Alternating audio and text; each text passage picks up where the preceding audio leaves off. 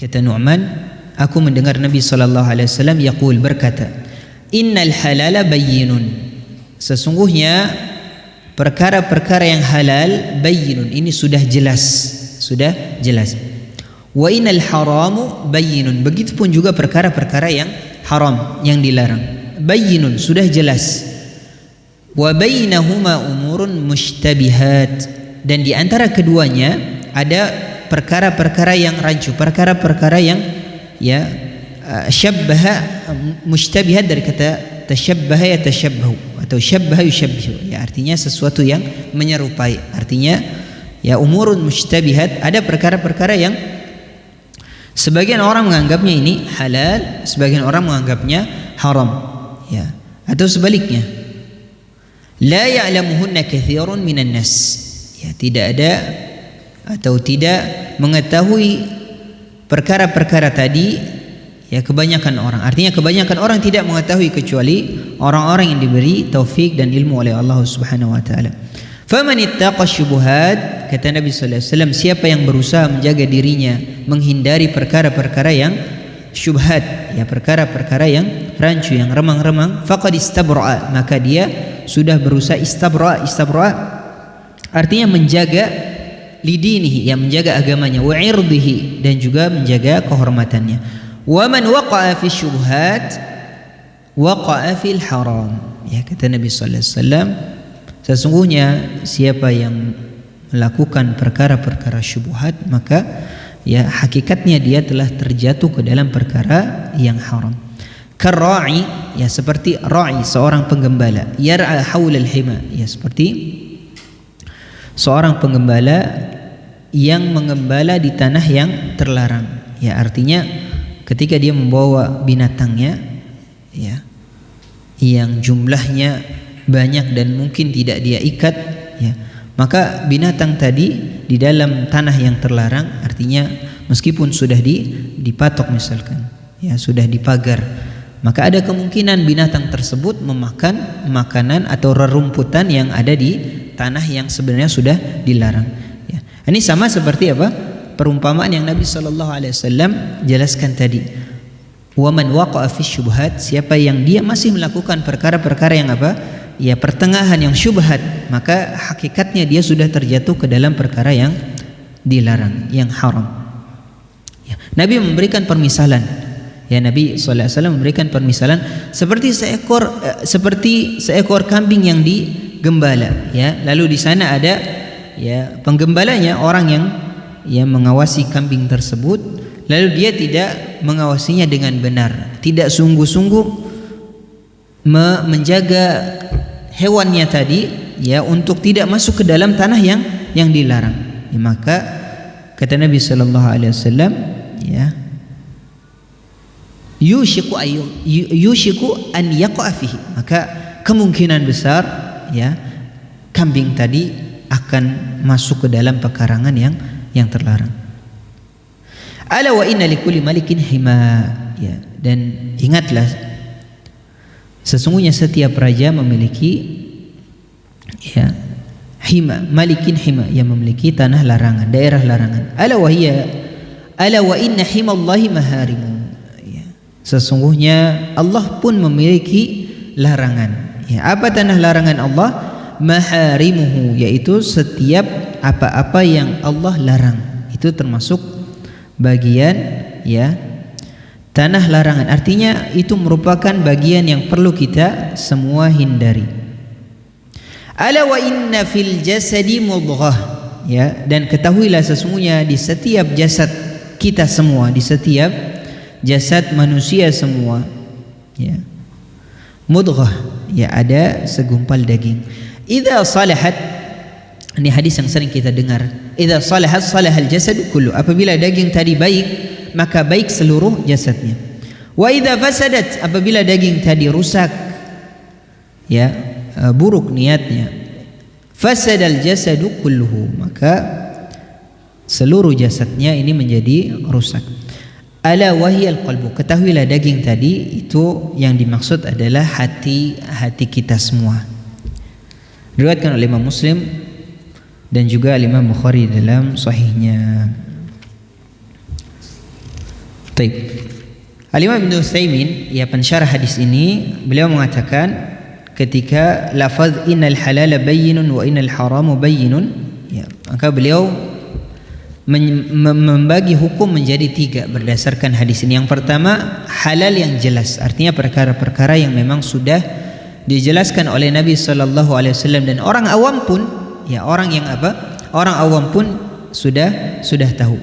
Ya, seperti masalah makanan, ya, mana makanan yang halal, maka mana makanan yang haram, ya. Ini sudah perkara yang jelas, ya, yang halal ini jelas, yang haram itu jelas. Yang kedua, al-haramul bayyin, yaitu hukum dari sisi perkara-perkara yang haram yang memang sudah jelas, yang semua orang ini sudah mengetahui, ya. Seperti apa? Az-zina, yaitu perbuatan zina, waliyadzubillah, ya, mencuri, ya, minum khamar dan yang sejenisnya yang memang sudah dilarang di dalam agama kita. Yang ketiga, al-mutasyabih, ya, perkara-perkara yang samar-samar, ya, dan ini beliau mengatakan tidak diketahui apakah dia halal dan haram secara langsung. Ya, artinya orang awam kalau dia ditanyakan maka dia perlu mikir, perlu bertanya. Beda dengan perkara yang pertama dan kedua. Ya, ketika ditanya apa hukum, ya, minum air putih, ya, jelas. Orang awam pun sudah ya, langsung bisa menjawab, halal jelas. Ya, apa minum alkohol, ya, khamar yang memabukkan, ya, orang awam pun sudah langsung jelas, haram. Ya. Adapun ada perkara-perkara yang sifatnya samar-samar, maka ini kata Imam Ibnu Utsaimin membutuhkan dalil dan juga, ya, penalaran terhadap dalil-dalil yang ada, ya. Dan, ya, secara singkat para ulama mengatakan al-khuruju minal khilafi mustahab, ya. Ini salah satu kaidah selain dari kaidah yang tadi, ya. Kalau kita meninggalkan perkara-perkara yang syubhat, ini lebih utama atau tidak? Jawabannya lebih utama. Kenapa? Karena melakukan perkara-perkara yang syubhat atau hal-hal yang mungkin diperselisihkan para ulama, ya, ini hal haram atau haram gitu, ya. Ya, ada perkara yang hal haram gitu, ya. Maksudnya apa? Ya. Naam, karena hawa nafsunya masih ya. Contohnya apa, Pak? Sulit memberikan contoh, ya. Nah, ya. Nah, ya, orang-orang yang seorang muslim yang berusaha merenungi hadis-hadis dan bahkan ayat-ayat Allah Subhanahu wa taala dalam Al-Qur'an, ya. Ketika misalkan, ya, ditanya barusan, ya, masalah masalah rokok misalkan, ya. Dan rokok itu bukan hanya di Indonesia, ya, ada di, ya, Timur Tengah atau di Yaman misalkan. Ada namanya al-qat, itu sejenis tumbuhan, ya, yang kalau dimakan dia bisa, ya, bisa melayang gitu, ya. Ya. Taib. Sama seperti khamar, ya, istilah khamar para fuqaha mengatakan khamar itu bukan hanya arak, bukan hanya minum-minuman, bukan hanya bukan hanya merek semata, ya, mereknya ya, merek minuman misalkan, bukan, ya, tapi sesuatu yang memabukkan, yang bisa menutup akal manusia, ya. Taib, ini yang dimaksud, atau salah satu contoh tadi yang disebutkan, ya, ada perkara-perkara yang secara hukum di zaman Nabi sallallahu alaihi wasallam mungkin belum disebutkan barangnya, atau belum dipakai bendanya, atau mungkin belum ada namanya, ya, atau mungkin belum ada namanya, ya. Oleh karena para fuqaha ahli fikih kita itu punya ada namanya ilmu fikih, ilmu usul, ada ilmu qawaid, ya, ilmu usul, ilmu fikih dan qawaid. Ketiga, ya, unsur ilmu ini ini yang bisa menjawab terhadap suatu hukum dari perkara yang baru. Ya. Sebagaimana Allah Subhanahu wa taala berfirman dalam Al-Qur'an, fas'al ahla dzikri in kuntum la ta'lamun. Baik.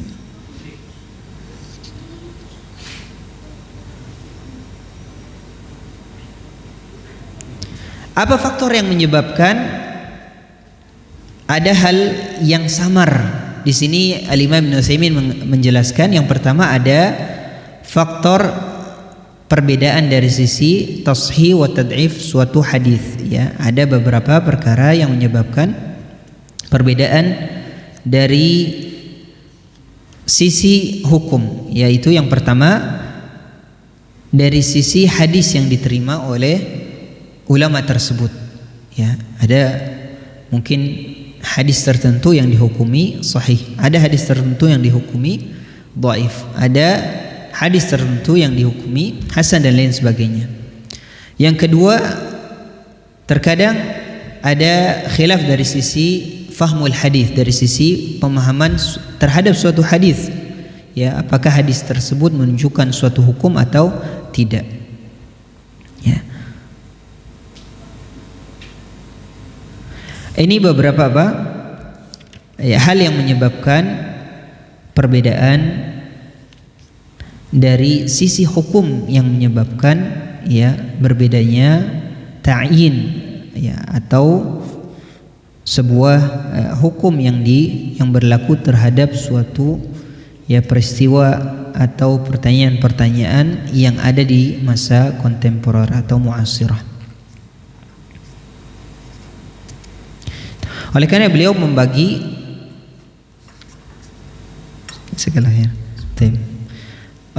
membagi masalah syubhat ini ke dalam beberapa bagian. Yang pertama, syubhat yang memang secara ain, secara intinya beliau syubhatnya ini jelas-jelas masuk ke dalam perkara-perkara yang haram, dalam masalah perkara-perkara yang haram. Yang kedua, syubhat sebagai sarana kepada hal yang diharamkan. Ini dua pembagian yang Al-Imam Ibnu Utsaimin mengatakan ini sebagai wasilah atau jembatan dalam memahami sebuah hukum yang perlu kita ambil. Apakah kita ingin mengambil pendapat ini haram atau syubhat, maka perlu ditimbang dari sisi tersebut. Kalau memang suatu perkara tersebut sudah jelas-jelas masuk ke dalam perkara-perkara yang secara hukum ini lebih condong kepada perkara-perkara yang haram, seperti apa? Kaidah mengatakan misalkan la darara wa la dirar, tidak boleh melakukan perkara-perkara yang membahayakan atau membahayakan orang lain. Kalau misalkan suatu hukum ini lebih condong kepada hal tersebut, artinya memiliki efek dampak buruk, baik itu telah dibuktikan oleh ahli kesehatan, dibuktikan oleh kesepakatan akal kita dan lain sebagainya, maka ini syubhat yang mutlak keharamannya. Ada syubhat yang kedua, yaitu syubhat sebagai sarana kepada perkara-perkara yang haram. Seperti apa? Orang yang memang atau orang yang mencari rezeki dari hal-hal yang sebenarnya ini disepakati keharamannya para ulama, tapi dia mengambil pendapat-pendapat yang mungkin masih membolehkan. Ini dua hal yang beliau jabarkan dalam masalah syubhat. Yang pertama tadi sebab kenapa adanya perbedaan ulama di dalam masalah perkara-perkara yang syubhat. Yang kedua, yang perlu atau lebih penting kita fahami lagi bahwasannya syubhat sendiri ini kalau condong ke arah perkara-perkara yang haram, maka hendaknya ditinggalkan. Baik, faidah yang bisa kita petik dari hadis ini, yang pertama, Dari sisi hukum, maka hadis ini menjelaskan kepada kita ada 3 hukum di dalam setiap apa yang boleh dan tidak boleh kita lakukan. Yang pertama, perkara-perkara yang halal, yang halalnya ini sudah jelas. Yang kedua, perkara-perkara yang haramnya sudah jelas, ya, seperti contoh yang tadi kita sebutkan. Adapun yang ketiga, hukum-hukum yang tidak diketahui oleh kebanyakan orang kecuali orang-orang yang berilmu, yaitu perkara-perkara yang syubhat, yang kalau seseorang berusaha meninggalkannya maka dia sudah berusaha menjaga agama dan kehormatannya.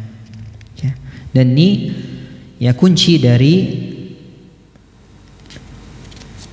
memahami perkara-perkara yang syubhat, dan bentuk jalan keluar bagaimana seorang muslim memahami perkara-perkara yang syubhat.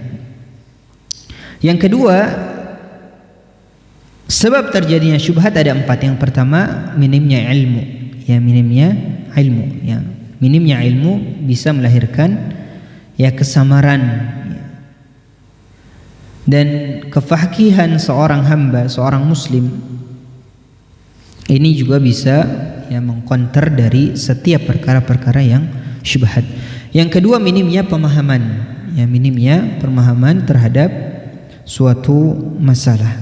Ini bisa menyebabkan seseorang terjatuh ke dalam perkara-perkara yang syubhat. Yang ketiga, kelalaian dalam perenungan dalam suatu hukum. Artinya dia hanya mengambil hukum sesuai dengan hawa nafsu atau sesuai dengan kebanyakan orang pada saat itu. Yang keempat, al-qasdu as-sayyi, yang memiliki maksud yang buruk atau memiliki tujuan yang buruk. Ini yang paling berat. Artinya dia dari awal sudah memang sudah niatnya mencari hukum tersebut untuk pembenaran, bukan untuk apakah ini halal, apakah ini haram. Seperti orang yang sudah terkalahkan hawa nafsunya untuk melakukan perbuatan zina misalkan, mencari, lalu apa yang dia lakukan? Dia melakukan praktik nikah mut'ah misalkan, dan lain sebagainya, dan contoh yang lain, atau orang yang tadi mencari harta dengan sesuatu yang haram, lalu dia mencoba mencari dalil-dalil yang membolehkan ini dan itu, pendapat ulama ini dan itu, padahal niatnya dari awal sudah untuk tujuan yang buruk. Maka ini kata beliau rahimahullah termasuk puncak dari kondisi yang paling berat di dalam seorang hamba. Karena apa? Dia mengikuti hawa nafsunya, waliyadzubillah.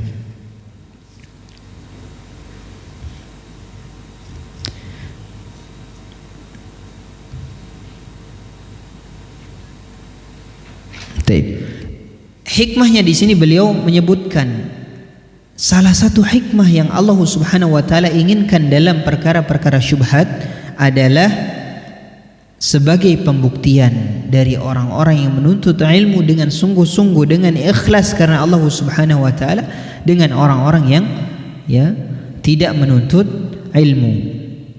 Oleh karenanya tidak mungkin ada di dalam syariat bagian yang tidak diketahui oleh orang-orang yang alim.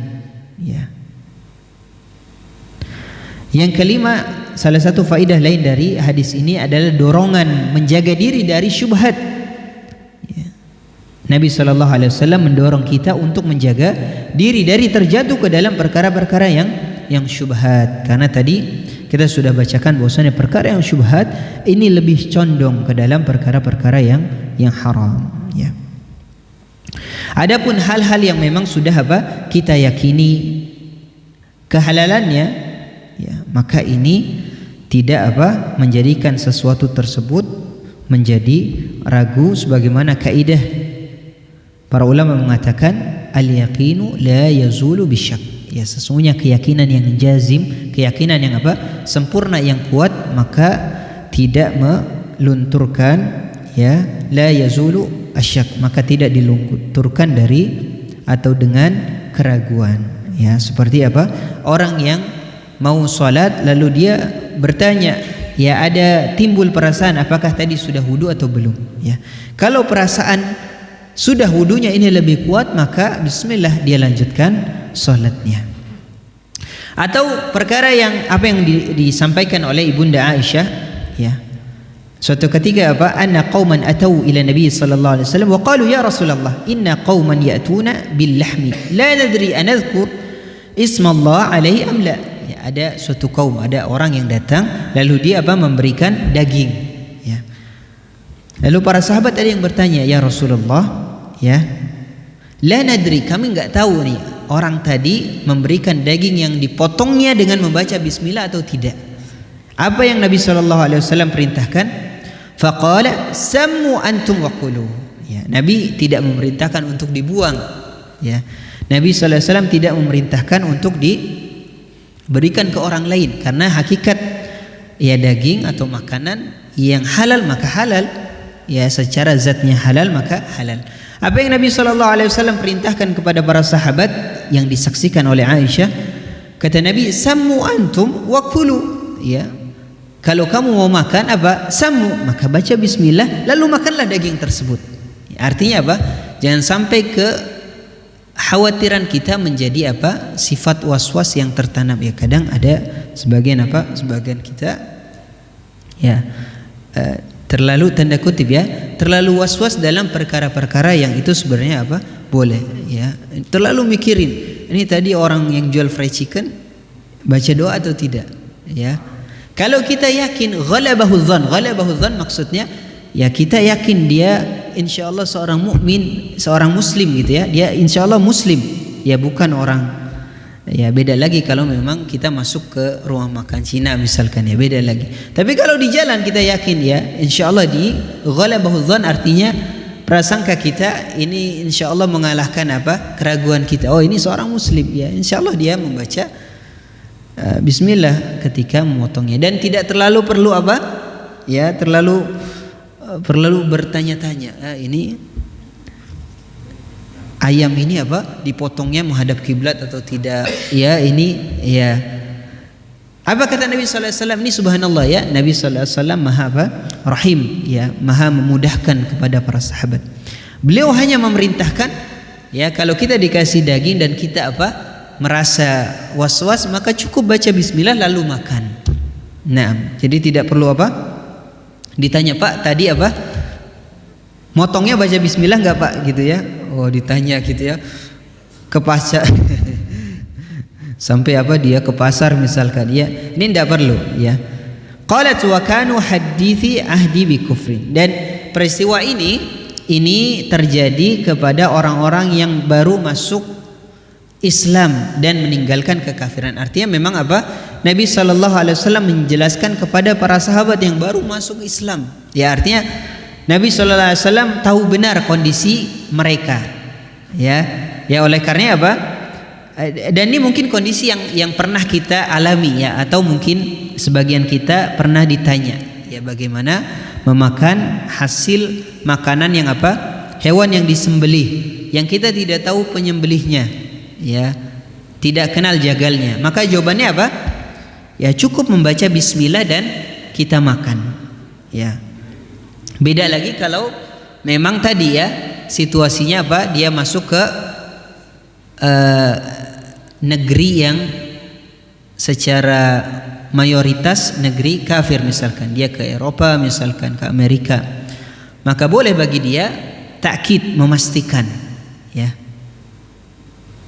Pak ini apa ini ada campuran apa ya babinya atau tidak misalkan, ya. Dan ini alhamdulillah sekarang di beberapa negara non muslim ini sudah apa ya masalah apa kehalalan sudah semakin ya alhamdulillah ada majelisnya, ya sudah ditulis, dan alhamdulillah insyaallah kalau kita bertanya mereka pun insyaallah menjawab, ya termasuk di Indonesia beberapa yang ya kami pun pernah alami. Kalau kita masuk ke warung yang memang warung Cina misalkan, ya Chinese food atau apa, kita bertanya dan alhamdulillah insyaallah mereka biasanya ngasih tahu, oh ini apa ini pakai Pak ya silakan apa di warung sebelah ya, atau menu ini ya pakai atau memakai zat-zat yang memang mengandung ya hal-hal yang haram, maka ya kita tinggalkan. Nah, tapi kalau dalam perkara-perkara yang apa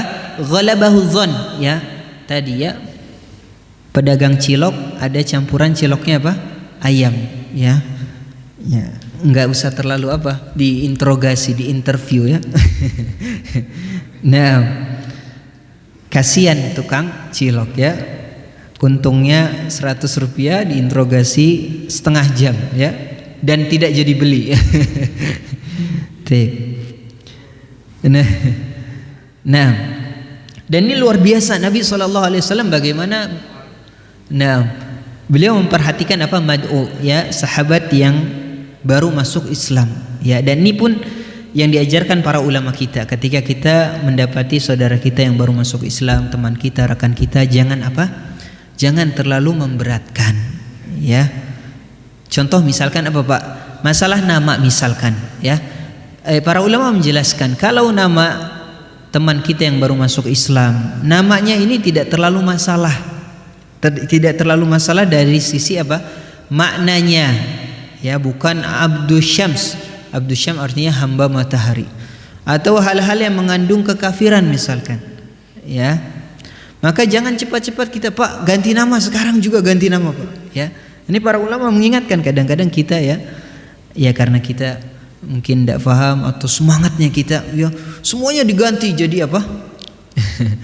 Ya padahal kata para ulama tidak perlu nama-nama yang, dan ini apa yang Nabi SAW contohkan. Nabi tidak mengganti semua nama para sahabat, hanya sebagian yang mengandung namanya ya imma mengandung kekufuran, kesyirikan, atau memang memiliki makna yang tidak baik.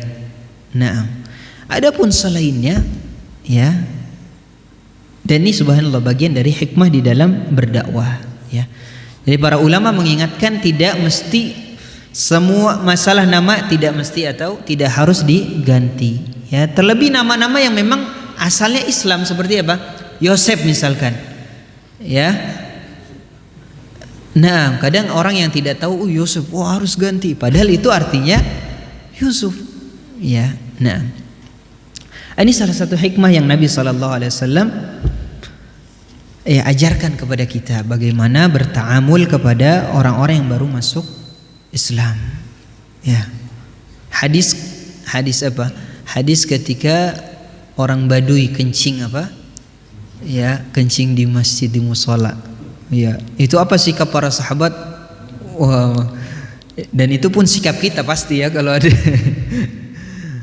ada yang ya buang kotoran di masjid ya pasti kita marah. Dan subhanallah Nabi SAW tahu ini orang jahil ya, ini orang apa, dia nggak tahu kencingnya bukan karena sengaja ya, dia apa, kencing karena ketidaktahuan ya, imma tidak tahu hukum kencing di masjid, atau imma tidak tahu itu masjid misalkan ya.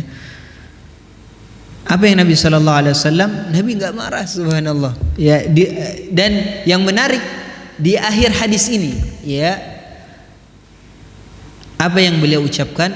Ya Allah berikan rahmat kepada Muhammad dan tidak kepada selainnya. Ini subhanallah. Kenapa orang tadi ya kesal kepada sahabat gitu? Subhanallah. Dan ini para ulama perawi hadis ya, hadis yang meriwayatkan tentang kisah orang Arab Badui yang apa, kencing di masjid. Ini subhanallah luar biasa bagaimana Nabi SAW bertaamul kepada apa, orang-orang yang ya tanda kutip ya, orang-orang yang tidak mengetahui dalam melakukan kesalahan ya. Dan ini ya subhanallah berat ya, tapi ini yang harusnya kita apa, kita contoh ya. Ini kadang-kadang apa ya, kita mendapati ya rekan kita, teman kita ya, ini langsung di apa ya, langsung dihajar ya. Hajar itu apa, dijauhi ya. Hajar itu langsung di apa namanya, embargo. bahasa ini ya, dihajar, bukan dihajar ya, al-hajru ya artinya dijauhi. Padahal apa, dia melakukan kesalahan mungkin karena dia belum tahu ya.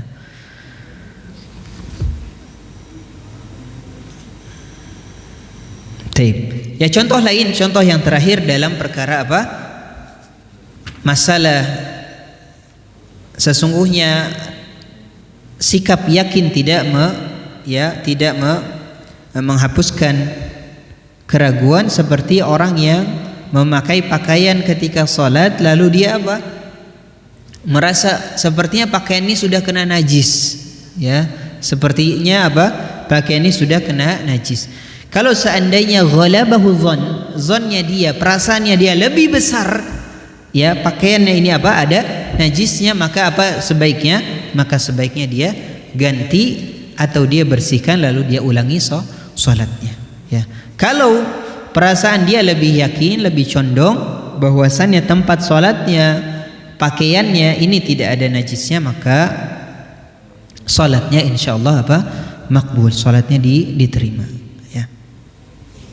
Hal-hal seperti ini hal-hal yang penting untuk, ya, senantiasa kita muzakarah, ya, kita ingat-ingat dan juga kita ajarkan kepada anak-anak kita, ya. Ada hal-hal yang memang, ya, di dalam syariat ada hal-hal yang memang terkadang perkara-perkara yang senantiasa perlu diingat-ingat, ya, karena kalau tidak bisa lupa atau terjatuh ke dalam perkara-perkara yang tadi bisa menimbulkan was-was, ya. Sebenarnya perkaranya gampang, mudah, tapi karena dia tidak bertanya, dia tidak tahu, akhirnya dia menyusahkan diri sendiri atau bahkan menyusahkan orang lain, ya. Dan ini subhanallah para jamaah, para bapak yang rahmati Allah, ini luar biasanya keagungan ilmu, ya, bagaimana seseorang harus bersikap sesuai dengan apa yang Nabi sallallahu alaihi wasallam ajarkan, ya. Mungkin kita pernah mendengar hadis tentang bagaimana marahnya Nabi sallallahu alaihi wasallam kepada salah seorang yang memberikan fatwa yang tidak sesuai, ya. Dalam suatu peperangan ada seorang sahabat yang terluka parah, ya, bahkan lukanya salah satunya di mana? Di kepala, ya, lukanya di kepala, ya, yang kalau terkena air,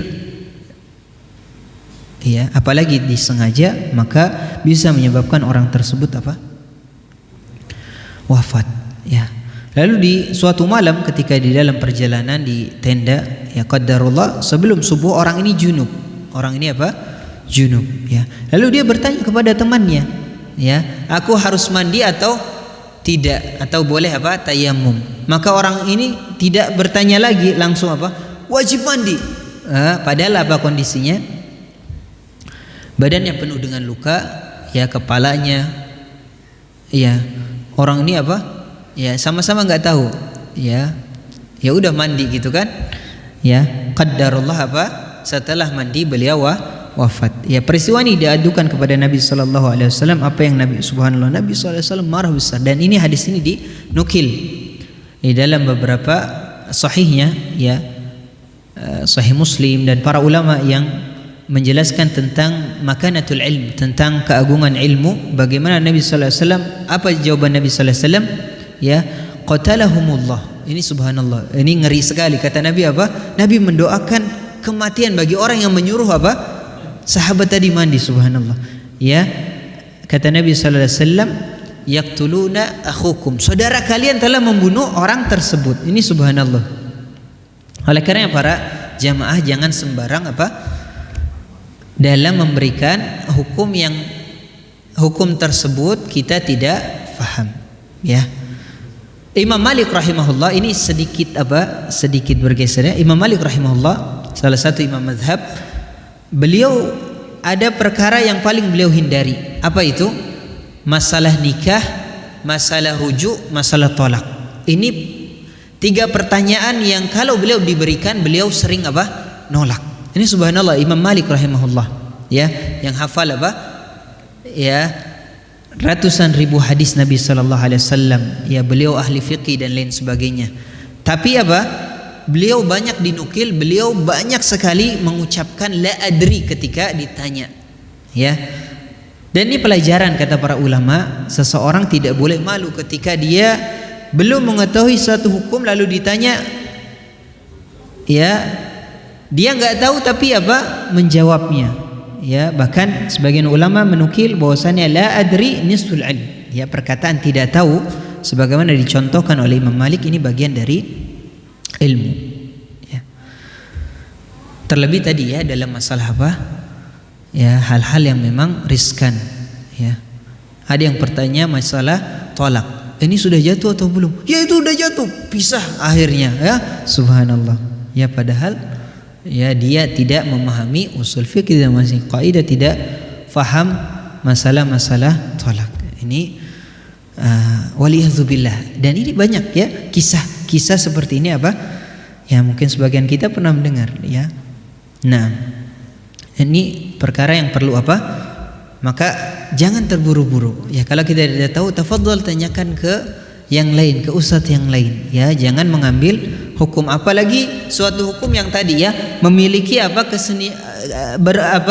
hubungan dengan orang lain. Tadi ya kalau kita mengatakan ya kamu ini sudah tolak, ya sudah cerai, apa konsekuensinya? Dia nggak boleh berhubungan lagi, tidak boleh tinggal ke dalam satu rumah lagi, terus hubungan dengan anaknya, hubungan dengan, artinya ada hukum-hukum yang memiliki konsekuensi-konsekuensi yang besar ya. Tidak boleh seseorang mengucapkan ya halal dan haram tanpa ilmu.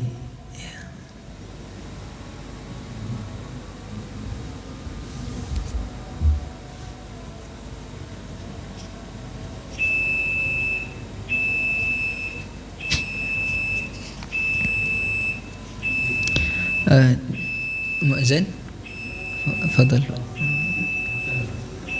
Baik, faedah yang terakhir dari hadis yang ke-6 adalah ya anjuran untuk kita semua menjaga hati kita ya, agar berusaha menjadikan hati kita yang ada di dalam tubuh kita menjadi suatu hati yang baik ya, sebagaimana Nabi sallallahu alaihi wasallam di dalam sebuah doanya beliau meminta kepada Allah Subhanahu wa taala, Allahumma ati nafsi taqwaha anta khairu man zakkah anta waliyuha wa maulaha.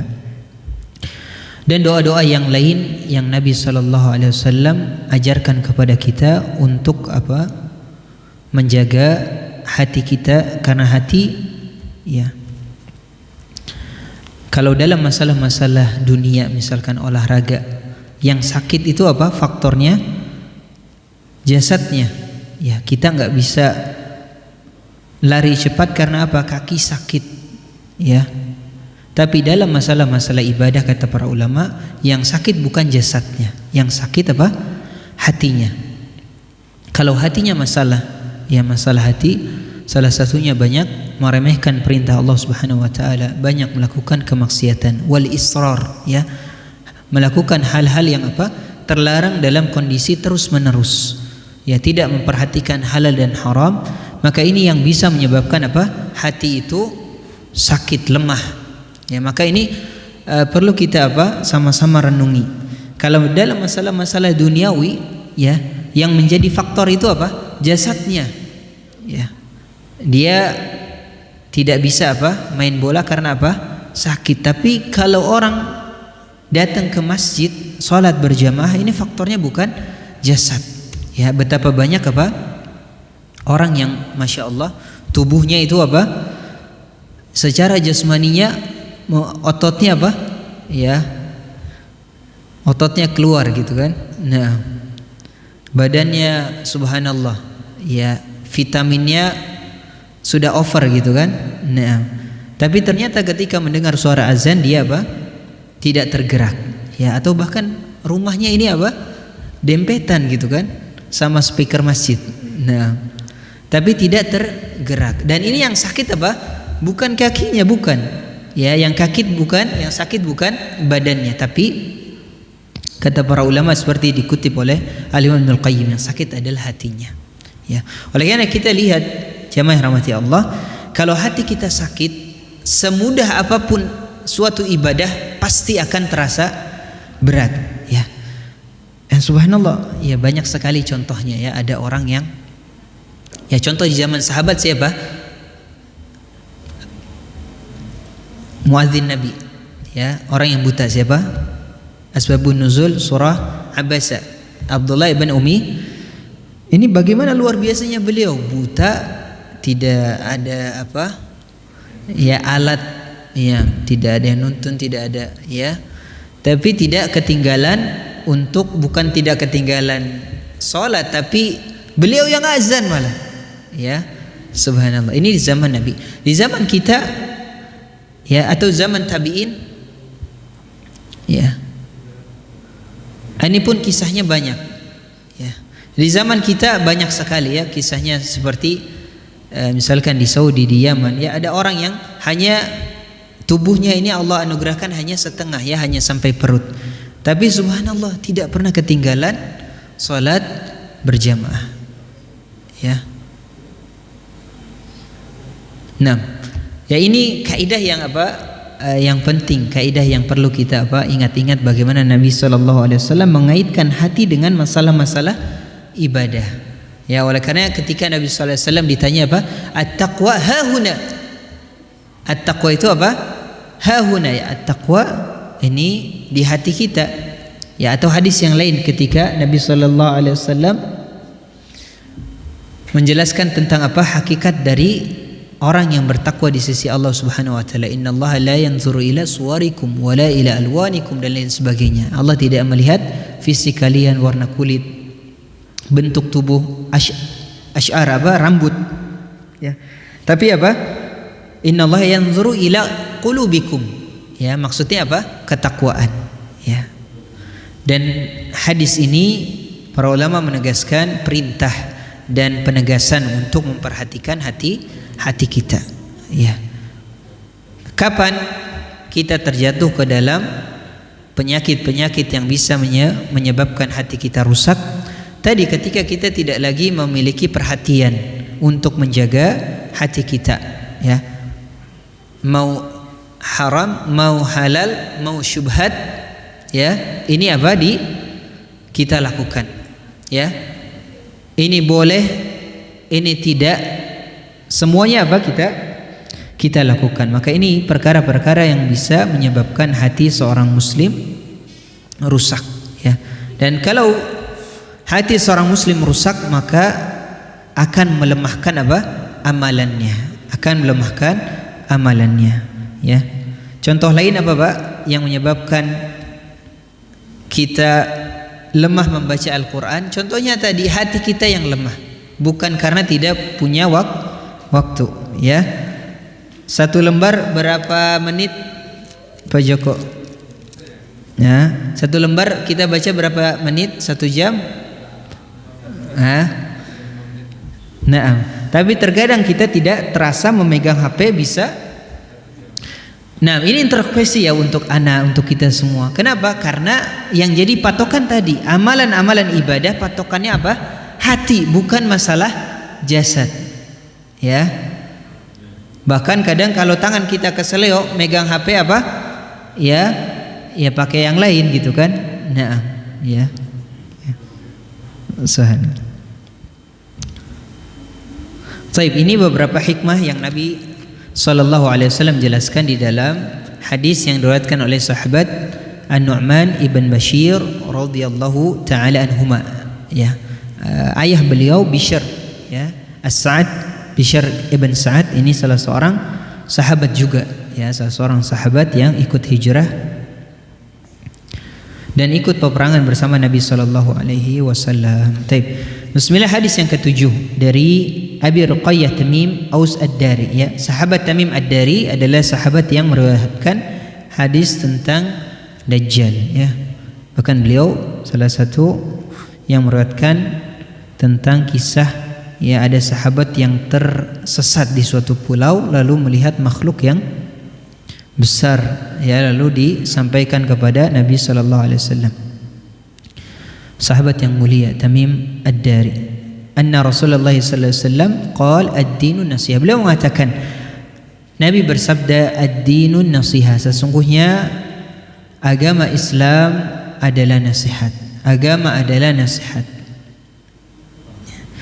Qulna, ya, sebagian menerjemahkan an-nasihat di sini bentuk ketulusan, ya. Qulna, kata para sahabat, liman ya Rasulullah, untuk siapa ya Rasulullah? Qala lillahi wa li kitabihi wa li rasulihi wa li a'immatil muslimina wa amatihim. Rawahu Muslim. Ini hadis sahih di dalam Sahih Muslim. Al-Imam Ibnu Utsaimin mengatakan apa yang dimaksud dengan bentuk ketulusan nasihat kepada Allah Subhanahu wa taala di sini mengandung dua perkara. Yang pertama, an-nasihatu lillah, maknanya adalah berusaha mengikhlaskan setiap ibadah hanya untuk Allah Subhanahu wa taala.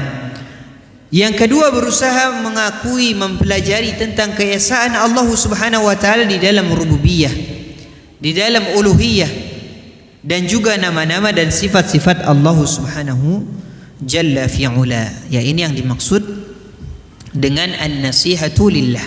Ya, bentuk ketulusan nasihat kepada Allah maksudnya adalah berusaha mengikhlaskan setiap ibadah hanya untuk Allah Subhanahu wa taala. Yang kedua, mengakui al-iqrar tentang keesaan ini hanya timbul dari sisi Allah Subhanahu wa taala, baik dalam perkara rububiyah maupun perkara uluhiyah, nama-nama dan sifat-sifat Allah Subhanahu wa taala.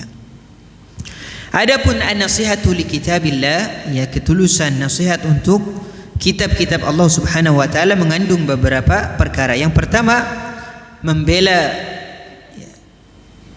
dan meyakini bahwasannya Allah Subhanahu wa taala menurunkan kitab-kitab sebelum Al-Qur'an, atau menurunkan kitab-kitab sampai kitab yang paling mulia yaitu Al-Qur'an. Yang kedua, at-tasdiq, membenarkan setiap berita yang datang di dalam kitab yang Allah Subhanahu wa taala turunkan. Yang ketiga, bentuk dari ketulusan nasihat kepada kitab Allah Subhanahu wa taala adalah melaksanakan setiap perintah-perintah yang ada di dalam kitab tersebut. Yang keempat, berusaha menjauhi larangan yang ada di dalam kitab yang Allah Subhanahu wa taala telah turunkan. Yang kelima, beriman kepada hukum-hukum yang ada di dalam kitab tersebut. Ya, yang terakhir, meyakini bahwasannya Al-Qur'an adalah kalamullah, ya. Meyakini bahwasannya Al-Qur'an adalah kalamullah. Al-Qur'an ini bukan makhluk, ya. Ini akidah yang kita yakini semua, akidah yang menyebabkan Imam Ahmad ibn Hanbal disiksa oleh penguasa saat itu, ya. Yang satu dipaksa untuk mengatakan Al-Qur'an adalah makhluk. Adapun kita, ya, akidah kita meyakini bahwasanya Al-Qur'an adalah kalamullah. Adapun nasihat untuk Rasul sallallahu alaihi wasallam mengandung beberapa perkara. Yang pertama adalah memurnikan mutaba'ah, berusaha untuk mengikuti Nabi sallallahu alaihi wasallam dalam setiap yang beliau perintahkan. Allah Subhanahu wa taala berfirman, "Laqad kana lakum fi Rasulillahi uswatun hasanah liman kana yarjullaha wal yawmal akhir wa dzakarallaha katsiran." Sungguh telah ada pada diri Nabi sallallahu alaihi wasallam suri tauladan, qudwah hasanah, ya, contoh yang baik bagi orang-orang yang mengharapkan rahmat, ya, dan datangnya hari akhir, dan orang-orang yang banyak berzikir kepada Allah Subhanahu wa taala. Konsekuensi yang kedua dari nasihat kepada Nabi sallallahu alaihi wasallam, beriman kepada apa yang beliau ucapkan, beliau lakukan dan beliau perintahkan, ya. Dan berusaha melaksanakan setiap perintah dan meninggalkan setiap larangan dari Nabi sallallahu alaihi wasallam. Ya, yang keenam, berusaha membela syariat yang beliau ajarkan, ya. Berusaha membela syariat yang Nabi Muhammad sallallahu alaihi wasallam ajarkan. Adapun makna dari an-nasihatu li amatil muslimin, ya, bentuk ketulusan kepada kaum muslimin, ini yang dimaksud adalah, ya, para ulama rabbani yang mewarisi ilmu dari Nabi sallallahu alaihi wasallam, ya. Di sini Al-Imam Ibnu Utsaimin mengatakan bentuk ketulusan kepada para ulama adalah dengan mencintai mereka dan membantu serta membela kehormatan mereka. Adapun yang terakhir, ya, makna dari ketulusan kepada para penguasa kaum muslimin adalah dengan meyakini kepemimpinan dan pemerintahan yang resmi, ya, yang terpilih. Yang kedua, berusaha untuk melaksanakan perintah-perintah yang diperintahkan oleh pemimpin kaum muslimin selagi tidak memaksiati Allah dan Rasulnya. Yang selanjutnya, tidak memberontak, ya, kepada pemerintah, ya, yang sah, dan berusaha untuk tidak melawan perintah-perintah yang tidak menyelisihi Al-Quran dan As-Sunnah, ya, dan juga berusaha menutupi segala kekurangan dari pemimpin-pemimpin kaum muslimin. Taib. Ya. Ini beberapa faedah yang bisa kita bacakan pada hadis yang ke-7. Semoga Allah Subhanahu wa taala memberikan taufik, ya, untuk bisa mengamalkan apa yang kita dengar. Aqulu qawli hadza wa astaghfirullah li wa lakum wa lisairil muslimin. Semoga Allah Subhanahu wa taala memberikan ganjaran yang baik dan mencatat duduknya kita semua sebagai amal saleh di sisi Allah Subhanahu wa taala. Aqulu qawli hadza wa astaghfirullah li wa lakum. Subhanakallahumma wa bihamdika asyhadu an la ilaha illa anta astaghfiruka wa atubu ilaik. Wa sallallahu ala nabiyyina Muhammad. Assalamualaikum warahmatullahi wabarakatuh.